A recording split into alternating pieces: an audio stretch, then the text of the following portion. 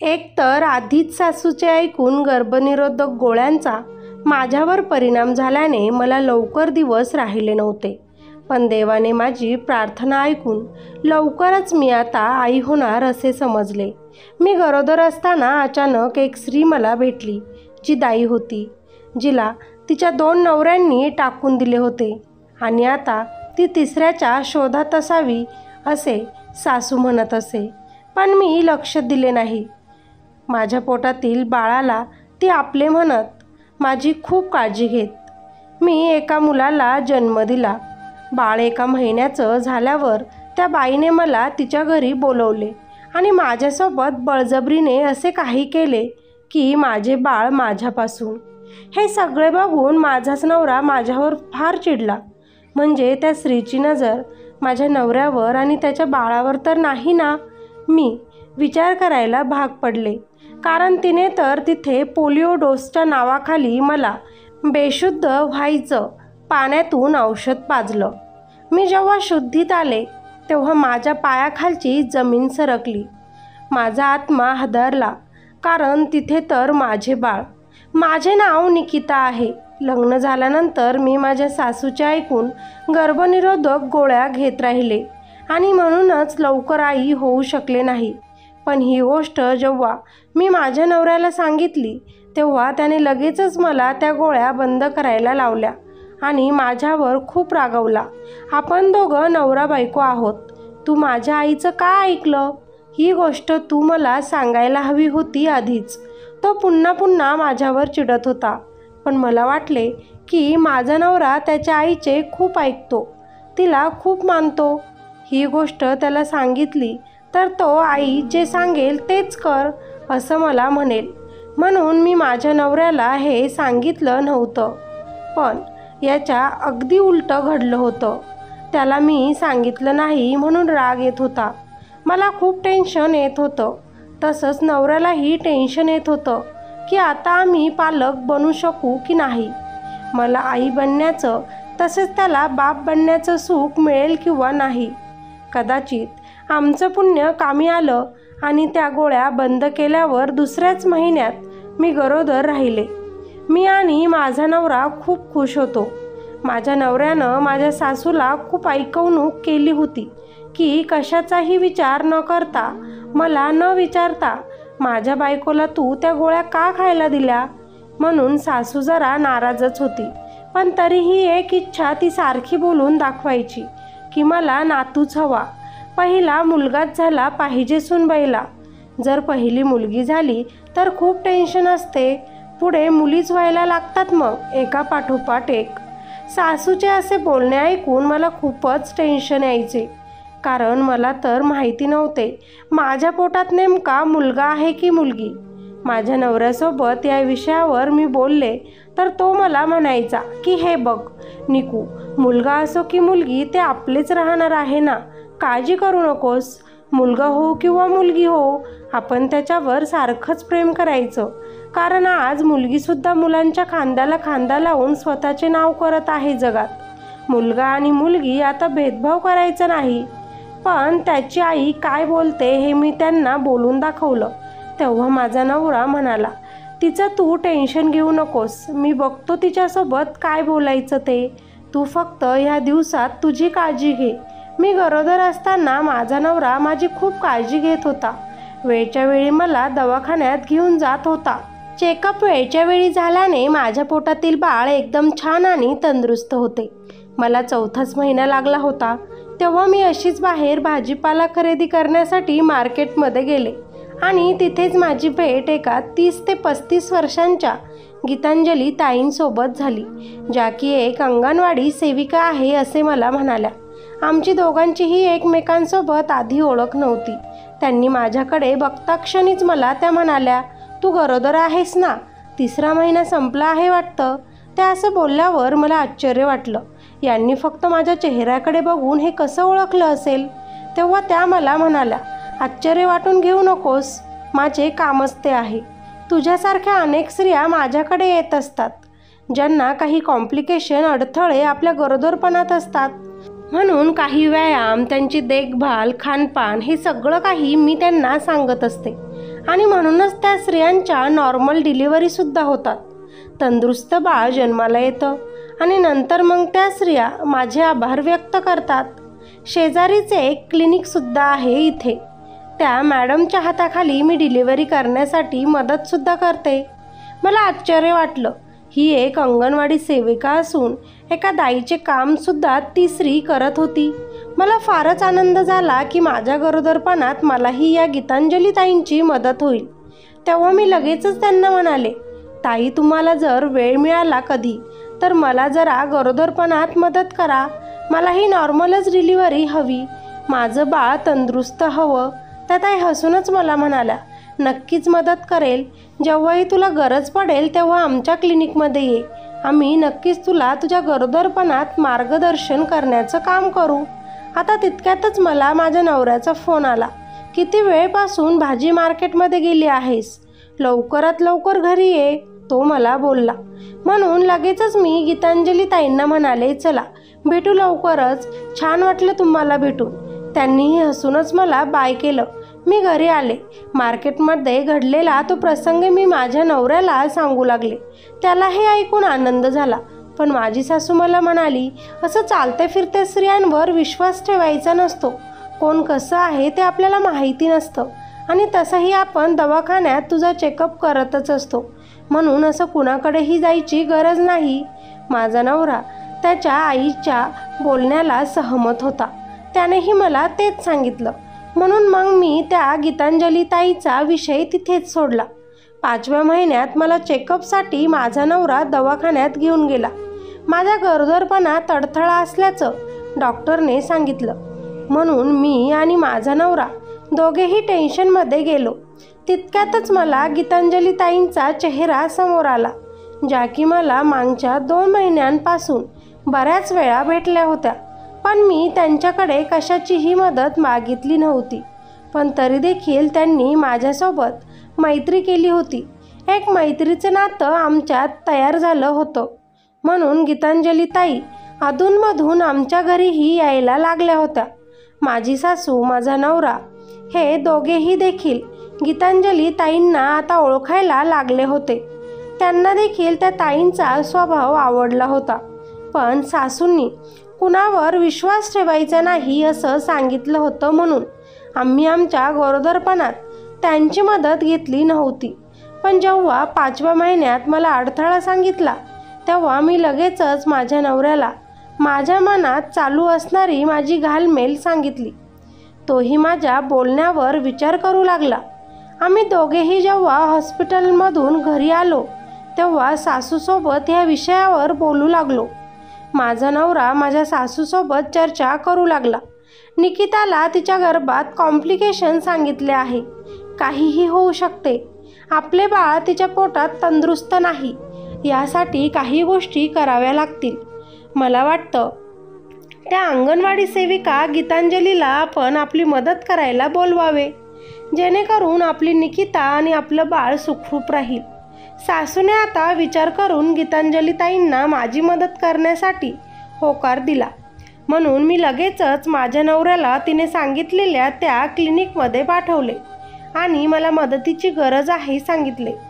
माझा नवरा लगेच तिथे गेला आणि आम्हाला हॉस्पिटलमध्ये काय सांगितलं, जे काही रिपोर्ट मिळाले ते त्या ताईंना दाखवत म्हणाला, माझी बायको घाबरली आहे थोडी. प्लीज काही मदत करा. माझ्यासोबत आमच्या घरी चला. माझा नवरा त्या गीतांजली ताईंना आमच्या घरी घेऊन आला. तिने आल्याबरोबर माझ्याकडे बघितले आणि मला म्हणाली, हे बघ निकिता, घाबरू नकोस. या दिवसांमध्ये आपल्याला नकारार्थी काहीच विचार करायचा नसतो. आपल्या अवतीभोवती नेहमी चांगल्याच गोष्टी घडत आहे आणि आपण आपल्या बाळालाही त्या चांगल्या गोष्टींचीच सवय लावत आहोत, हेच मनात चालू द्यायचं. मला माहिती होतं ती ताई माझी समजूत काढत होती. पण तिने माझ्याजवळ येत माझ्या पोटावर हात ठेवला आणि मला म्हणाली, हे बघ, आजपासून तुला मी जे सांगेल ते व्यायाम करायचे आहेत. मी जे सांगेल तेच जेवण तुला करायचं आहे. तेव्हाच काही दिवसात तुला जाणवेल आपलं बाळ किती तंदुरुस्त आहे ते. माझा नवरा वेगळ्याच नजरेने माझ्याकडे बघत होता. कारण गीतांजली माझ्या पोटातील बाळाला आपलं बाळ असं म्हटली होती. पण जेव्हा गीतांजली ताई मला समजावून सांगून तिच्या घरी निघून गेली, तेव्हा मी माझ्या नवऱ्याला समजावलं, या लोकांचं काम तेच असतं. ते सगळ्याच मुलांना आपलं म्हणून समजतात आणि तसेच उपचार करतही असतात. आता मी, माझा नवरा, माझी सासू, आम्ही सगळेच गीतांजलीवर डोळे झाकून विश्वास ठेवत होतो. ती जे काही म्हणेल ते माझा नवरा मला खाण्यासाठी घेऊन येत असे. माझे व्यायाम बऱ्यापैकी ती करून घेत असे. काही काम करण्यासाठी तिने मला मनाई केली होती, म्हणून माझी सासूसुद्धा आता मला माझ्या या काळात मदत करत होती. कारण तिला माझ्याकडून नातू मिळणार आहे हा तिचा दृढ विश्वास होता. प्रत्येकाच्या माझ्याकडून काहीतरी इच्छा होत्या, पण मला मात्र मी त्या पूर्ण करू शकते किंवा नाही हा विश्वास नव्हता. पण गीतांजली ताई जेव्हापासून माझे व्यायाम घेत होती, माझं मेडिटेशन करून घेत होती, तेव्हापासून माझ्या मनात एक सकारात्मक ऊर्जा निर्माण झाली होती. मला सगळं काही चांगलं वाटत होतं. माझे पोटातील बाळ माझ्यासोबत बोलत आहे असंही वाटत होतं. ते बाळ जन्माला येण्या अगोदरच माझं आणि माझ्या बाळाचं एक सुंदर असं नातं तयार झालं होतं. ते आता पूर्णपणे तंदुरुस्त आहे, मी स्वतःला म्हणत होते. माझ्या बाळाला त्याच्या आजीसोबत, बाबांसोबत बोलू देत होते. त्यांनीही माझ्या पोटावर हात ठेवल्यानंतर, माझ्या बाळाशी बोलल्यानंतर माझं ते बाळ त्यांना पोटातूनच लात मारून रिस्पॉन्स देत होतं. सगळे खूप खुश होते. गीतांजली ताई रोज आता माझी ह्याच प्रकारे कसरत करून घेत असे. माझे खानपान सगळं काही त्यांच्या पद्धतीनेच सुरू होतं. म्हणून ह्यावेळी जेव्हा मला माझ्या नवऱ्याने डॉक्टरांकडे नेलं, तेव्हा माझे रिपोर्ट सगळे नॉर्मल आले. आता माझ्या नवऱ्याचा सुद्धा त्या गीतांजलीवर विश्वास पटला. तोही आता गीतांजली ताई जे काही सांगत ते सगळं ऐकू लागला. पण त्याला गीतांजली ताईंची एक गोष्ट खटकत होती. ती जेव्हाही मला बघायला यायची, माझ्या पोटाला हात लावायची आणि हे आपलं बाळ आहे, तू असं खाऊ शकत नाही, आपल्या बाळाला त्रास होईल, आपल्या बाळाला याने आनंद मिळेल, हा आपला शब्द ऐकून त्याला कुठेतरी त्रास होत असे. कारण ते बाळ फक्त निकिता आणि माझंच आहे.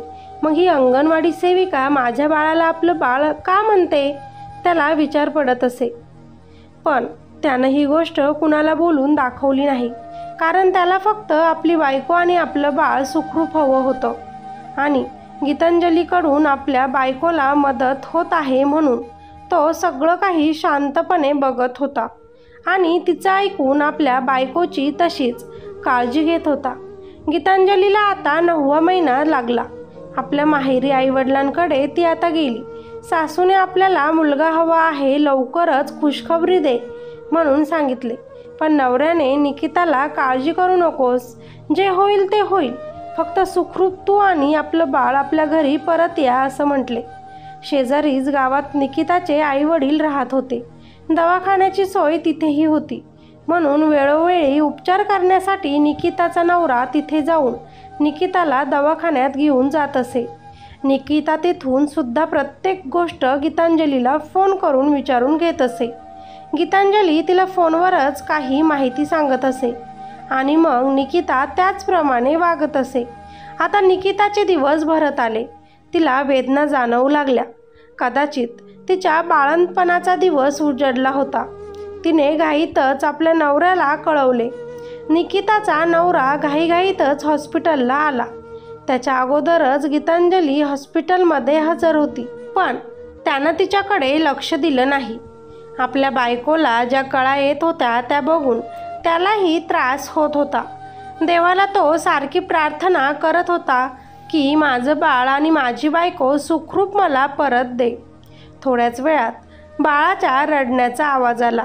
निकिताने एका छान गोंडस मुलाला जन्म दिला, जो की खूप देखणा होता, अगदी त्याच्या बापासारखा. निकिताच्या नवऱ्यानं बाळाला बघितल्यावर तो खूप खुश झाला. अगदी तंदुरुस्त बाळाला जन्म दिला आहे तुमच्या बायकोने, डॉक्टरने अभिनंदन करत निकिताच्या नवऱ्याला म्हटलं. त्याने घाईतच पेड्यांचे बॉक्स आणले आणि पूर्ण हॉस्पिटलमध्ये वाटले आपल्या आईला फोन करून ही खुशखबरी दिली. निकिताच्या सासूचा आनंद गगनात मावत नव्हता. मला नातू झाला, मला नातू झाला, ती आनंदाने सगळ्यांना सांगत होती. पण त्यांची सगळ्यांची ही खुशी काहीच दिवसांची होती. निकिता आपल्या बाळाला घेऊन आपल्या आईवडिलांच्या घरी आली. बाळ फक्त 1 महिन्याचं झालं होतं. अतिशय लहान होते.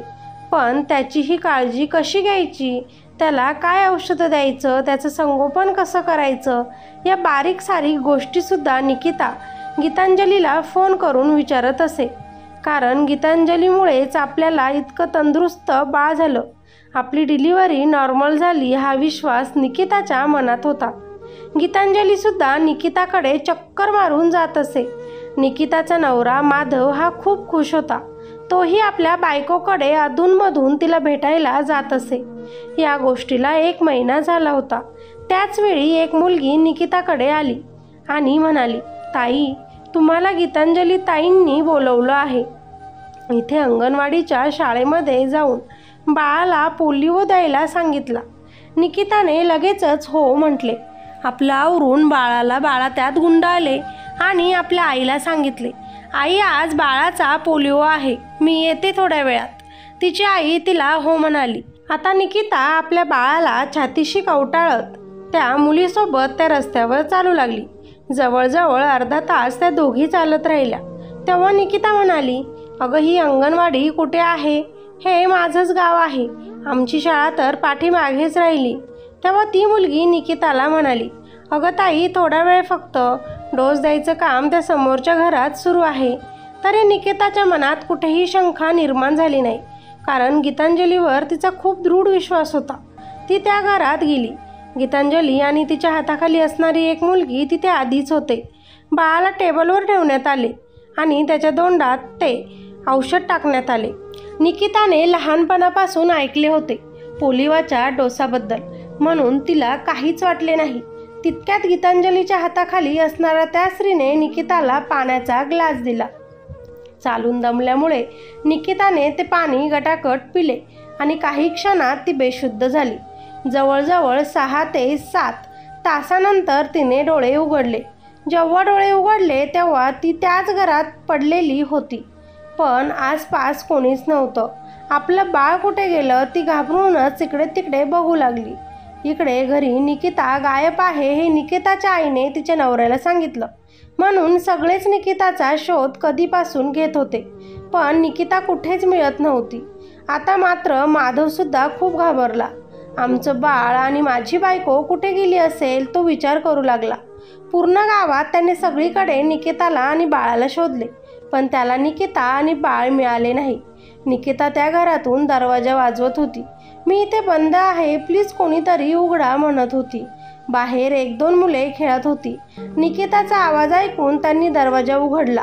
निकिताने घाईतच त्यांना विचारलं, आज पोलिओ डोस होता ना, तुमच्या बाई इथे आल्या होत्या ना, माझं छोटंसं बाळ तुम्ही बघितलं का? तेव्हा ते मुले निकिताला म्हणाले, अगं ताई, पोलिओचा डोस रविवारी असतो, आज गुरुवार आहे. आता मात्र तिच्या मनात शंका येऊ लागल्या. ती घाईघाईतच आपल्या घरी आली. नवऱ्याला समोर बघून त्याच्या गळ्यात पडून रडू लागली आणि आपल्यासोबत जो प्रकार घडला तो तिने आपल्या नवऱ्याला सांगितला. नवऱ्याला मात्र निकिताचा भरपूर राग आला. प्रत्येक वेळी मला काही गोष्टी न सांगताच तू करते, यावर तो तिच्यासोबत डोकं लावू लागला. पण आता भांडण्याची वेळ नव्हती. आपलं बाळ गायब झालं आहे म्हणून दोघेही आई वडील घाईतच पोलीस स्टेशनमध्ये गेले. गीतांजलीचा फोन बंद लागत होता. माधवने जाऊन सगळीकडे गीतांजलीची चौकशी सुरू केली, पण गीतांजली गावात कुठेच मिळत नव्हती. पोलिसांनी सुद्धा गीतांजलीची चौकशी केली, पण पोलिसांना गीतांजलीबद्दल चांगलं ऐकायला मिळत होतं. गीतांजलीसारखी स्त्री कुठेच मिळणार नाही, खूप चांगली स्त्री आहे, ती असं करू शकत नाही, असंच प्रत्येकाच्या तोंडात होतं. निकिता मात्र रडून रडून आपल्या नवऱ्याकडे आपल्या बाळाची माग करत होती. माझ्या बाळाला आता गीतांजलीनेच नेलं म्हणत होती. आता मात्र माधव गीतांजलीच्या शोधात लागला. सगळ्यात अगोदर तो त्या क्लिनिकमध्ये गेला आणि तिथेच त्याला गीतांजलीबद्दल बऱ्याच धक्कादायक गोष्टी समजल्या. गीतांजलीचे पहिले 2 लग्न झाले होते. पहिल्या लग्नात ती खूप खुश होती.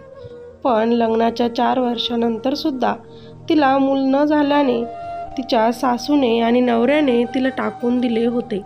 आम्हाला तू नांदवायची नाही असं तिच्या सासूचे मत होते. तू वांझ आहे म्हणून माझ्या मुलाचं मला दुसरं लग्न करायचं आहे म्हणत त्या नवऱ्यानं गीतांजलीला घटस्फोट दिला होता. गीतांजलीचं तिच्या आईवडिलांनी दुसरं लग्न करून दिलं. तिथेही तेच झालं. गीतांजली कधी आईच होऊ शकत नाही हे डॉक्टरांकडून तिला समजलं. त्यामुळे त्या नवऱ्यानंही तिला टाकून देण्याचा निर्णय घेतला, कारण त्याला बाप बनायचं सुख हवं होतं. गीतांजली आई होऊ शकत नव्हती म्हणून गीतांजलीला 2 नवऱ्यांनी घटस्फोट दिला होता. तिला आपल्या घरातून अपमानित करून काढून दिलं होतं. त्यामुळे गीतांजली खूप दुःखी होती. आपण का आई होऊ शकत नाही? देवाने मला का वांझपणाचे शरीर दिलं? मला जगायचं नाही असेच विचार तिच्या मनात सुरू होते. आता तर तिचे गरीब आई वडील सुद्धा तिला सोडून देवाघरी गेले होते म्हणून तिचं असं ह्या जगात स्वतःचं कुणीच नव्हतं. तिने एक दिवस आत्महत्या करण्याचा प्रयत्न सुद्धा केला, पण एका व्यक्तीने तिला वाचवलं, तिला समजावलं आणि गीतांजली त्या व्यक्तीच्या प्रेमात पडली, ज्याचं नाव राजीव होतं. पण राजीवचं अगोदरच लग्न झालं होतं. त्याला 2 मुली होत्या. त्याच्या बायकोवर आणि त्या 2 मुलींवर त्याचं खूप प्रेम होतं म्हणून तो गीतांजलीला स्वीकारू शकत नव्हता. पण त्या दोघांची मैत्री झाली आणि हळूहळू त्या दोघांची ही मैत्री प्रेमात रूपांतर झाली. गीतांजली कधीच आई होऊ शकत नाही ही गोष्ट राजीवला माहिती नव्हती. पण गीतांजली जरी आई होऊ शकत नव्हती तरी तिच्याकडे एक वेगळीच जादू होती. ती जेव्हा एखाद्या स्त्रीकडे बघायची तेव्हा तिला तिच्या चेहऱ्यावरूनच किंवा तिच्या पोटावरून लगेच समजायचे की ती स्त्री गरोदर आहे. तिला कितवा महिना चालू असेल हे सुद्धा गीतांजलीला समजायचे. तिच्या पोटातील बाळासाठी काय चांगलं काय वाईट या गोष्टीसुद्धा ती त्या गरोदर मातेला सांगत असे. म्हणजे देवाने तिच्याकडे ही कला दिली होती. गीतांजली आता आपल्या आईबाबांच्या घरात एकटीच राहत होती म्हणून कधीकधी राजीव तिच्याकडे येत असे. दोघांचंही एकमेकांवर प्रेम होतं. त्यामुळे दोघंही एकत्र नवरा बायकोसारखं राहायला लागले होते. दोघांमध्येही शारीरिक संबंध घडत असे. म्हणून एकदा गीतांजलीने राजीवला आपल्यासोबत लग्न करण्याबद्दल विचारले. तेव्हाच राजीवनं आपलं आधीच लग्न झालं आहे, आपल्याला 2 मुली आहे हे गीतांजलीला सांगितलं. आणि मग काय? गीतांजली राजीवसोबत खोटं बोलली. मला तुझ्यापासून दिवस गेले आहेत. मी तुझ्या मुलाची आई होणार आहे. मला 3रा महिना चालू आहे. जेव्हापासून राजीव आणि गीतांजली हे एकमेकांना भेटत होते तेव्हा त्यांचे शारीरिक संबंधही होत होते आणि म्हणूनच गीतांजली इतक्या सहजासहजी राजीवसोबत खोटं बोलू शकली. गीतांजली आपल्यापासून गरोदर आहे ही गोष्ट राजीवला समजल्यावर त्याला खूप मोठा धक्का बसला. त्याने लगेचच गीतांजलीला तू किरटिंग करून टाक. मला हे बाळ नको. मी आधीच 2 मुलींचा बाप आहे. माझ्या बायकोला जर ही गोष्ट समजली तर ती मला सोडून माझ्या 2 मुलींना घेऊन तिच्या माहेरी निघून जाईल आणि मी माझ्या मुलींशिवाय जगू शकत नाही. त्याचं बोलणं ऐकून गीतांजली चिडली आणि त्याला म्हणाली, मग माझ्यासोबत जे काही संबंध बनवत होता तो फक्त तुझा टाइमपास होता का? मी तुझ्यासाठी काहीच महत्त्वाची नाही का? आपण एकमेकांवर प्रेम करतो. आपलं बाळ या जगात आल्यानंतर माझीही एक फॅमिली बनेल. तू, मी आणि आपलं बाळ, परफेक्ट परिवार. पण राजीव ऐकायला तयार नव्हता. तेव्हा गीतांजली त्याला म्हणाली, राजीव, काळजी करू नकोस. मी तुला आणि तुझ्या बायको मुलांना दूर करणार नाही. आपल्याबद्दल तुझ्या बायकोपर्यंत कधीच काही पोहोचणार नाही. मी माझ्या बाळाला इकडे एकटीच मोठं करेल. तू फक्त मला साथ दे, आधार दे. तिचं बोलणं ऐकून राजीवनं तिला साथ देण्याचा होकार दिला.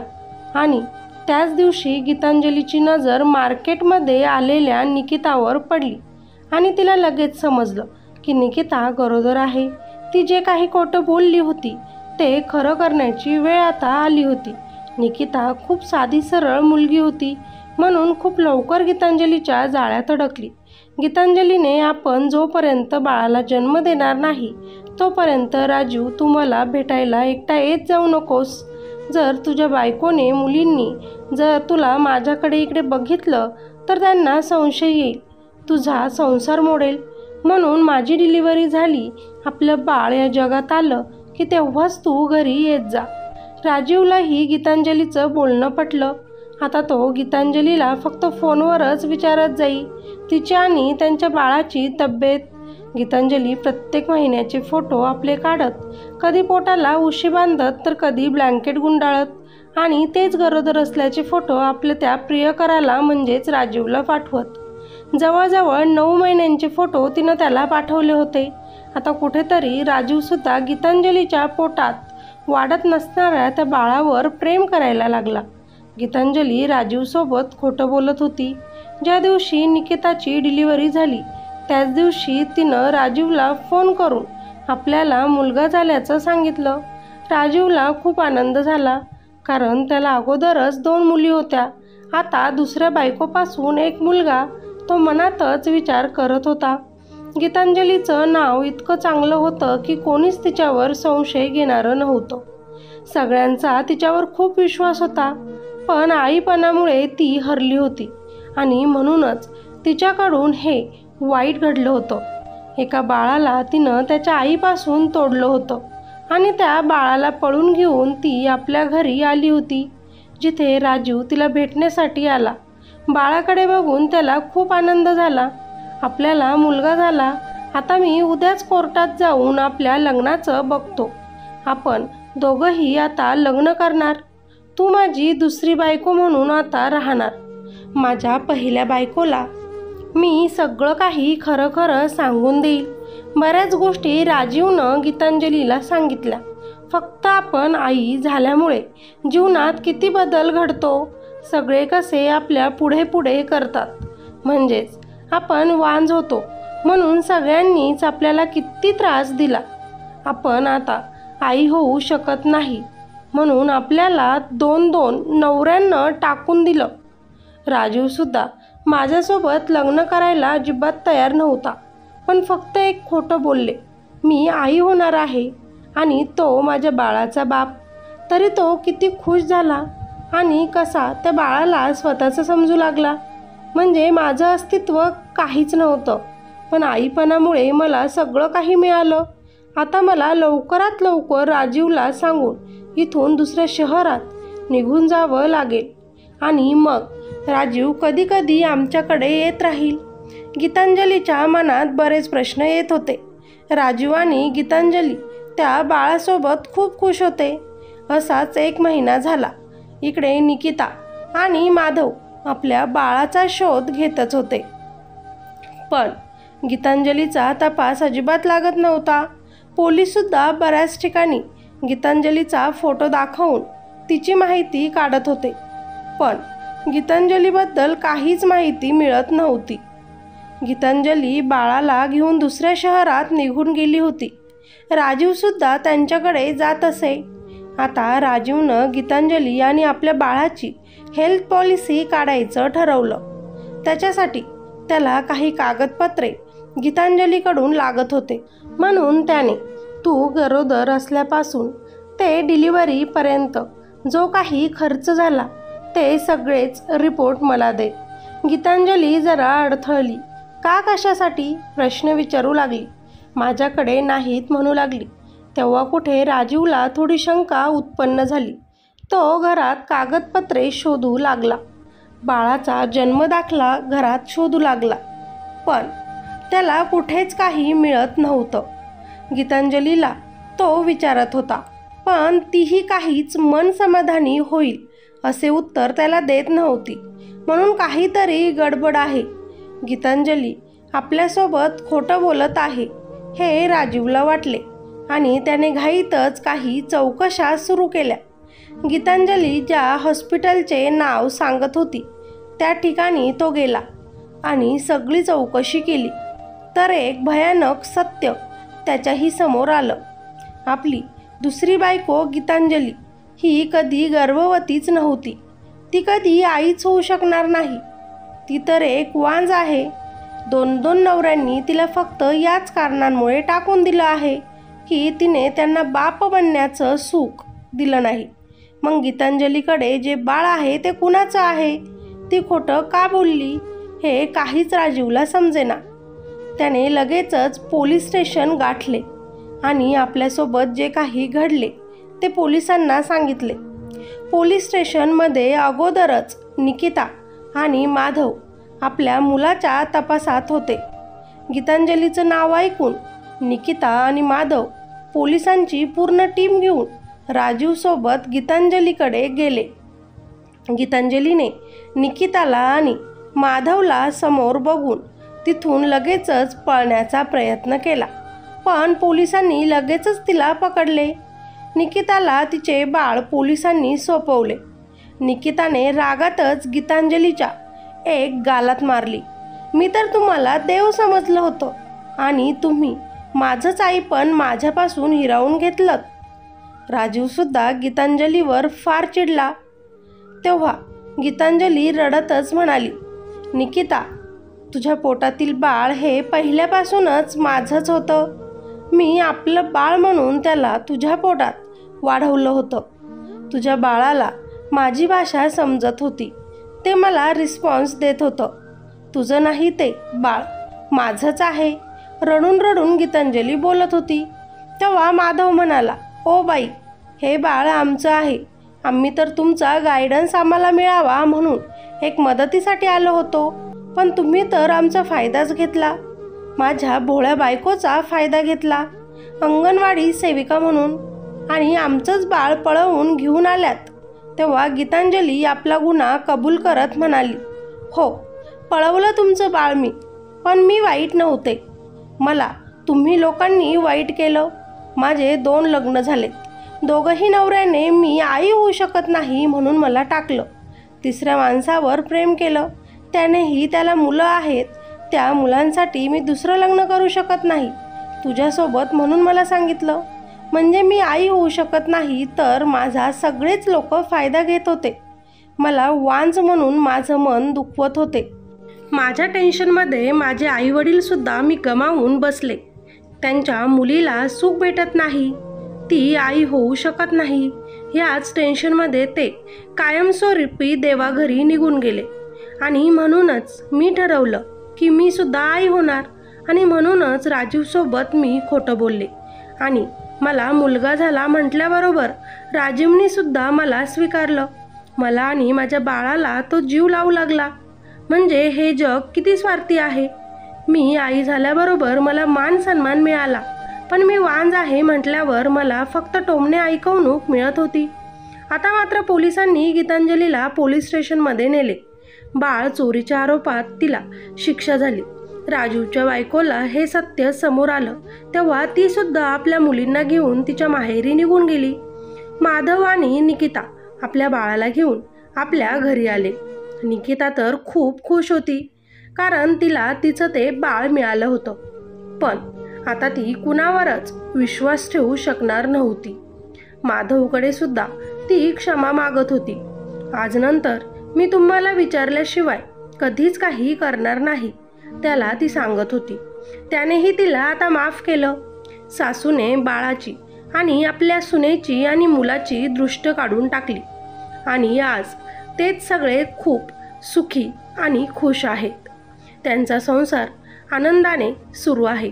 मित्र आणि मैत्रिणींनो, या गोष्टीचे तात्पर्य आई होत नाही म्हणून डोक्यामध्ये काहीही वाईट आणून दुसऱ्याचं बाळ चोरून आई होता येत नाही. हे चुकीचं काम कधीच करू नये. आई होत नसेल तर एखादं मूल दत्तक घेऊन त्याची आई व्हा, पण दुसऱ्या आईचं बाळ चोरून आई बनण्याचं सुख लाभत नाही. कधीच कुणावर डोळे झाकून विश्वास ठेवू नका. आपल्या घरातील मोठी माणसे जे काही सांगतात ते ऐकत चला. आपला नवरा आपल्या भल्यासाठीच काही गोष्टी आपल्याला बोलतो, त्याच्यावर न चिडता त्याचं ऐकून बघा. तुम्हालाही आनंद होईल. ही स्टोरी तुम्हाला आवडली असेल तर नक्कीच लाईक करा. कॉमेंट करून मला नक्की सांगा, गीतांजली जे वागली ते चुकीचं आहे ना? निकिता ज्या विश्वासाने गीतांजलीकडे आपलं बाळ सोपवत होती ते योग्य की अयोग्य? चला, आपल्या चॅनलवर जर आज नवीन असाल तर सबस्क्राईब करायला विसरू नका. भेटूया अशाच एका नवीन इंटरेस्टिंग स्टोरीमध्ये. तोपर्यंत धन्यवाद.